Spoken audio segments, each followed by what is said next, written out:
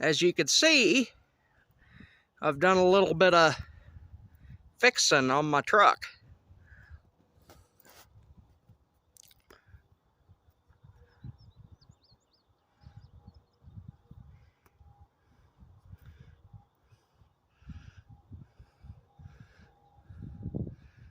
Pounded out all those dents, took out the rust, painted it, painted the underside.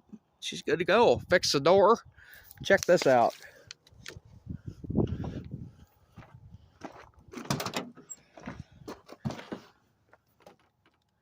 Yeah. Oh boy. Yeah. Those are washers. And that's a 1/2 inch piece of steel plate. But look at this. Look at that line up. That's perfect. Go down here. A little bit off. I tell you what, that Ford cab mount I put on this old Dodge on there, she's pretty good. Look at that. And that's tight too. I'd raise that thing up if I wanted to. And it would be perfect. Anyway, here's the old Cummins. All right.